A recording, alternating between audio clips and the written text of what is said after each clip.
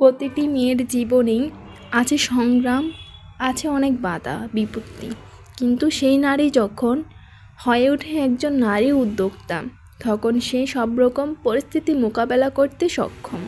আর এগুলো পার করে একটি মেয়ে হয়ে ওঠে উদ্যোক্তা, তৈরি হয় একটি গল্প।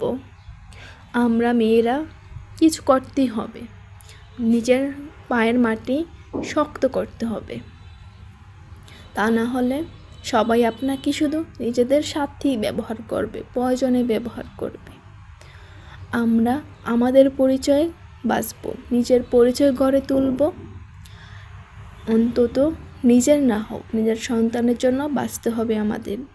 এবং আমরা মেয়েরা কিন্তু সাধারণত বিয়ের পরে সংসার সামলাই, বাচ্চা সামলাই, তারপর টুকটাক কাজ করে আমরা সারাদিন বেশিরভাগ সময় অবসর থাকি।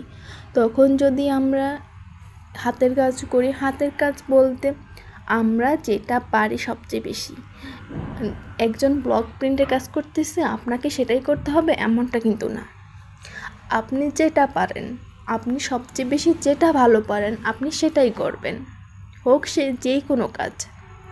আর আজকে কিন্তু আমি আমার কাজের কিছু কালেকশন আপনাদের দেখিয়ে দিলাম।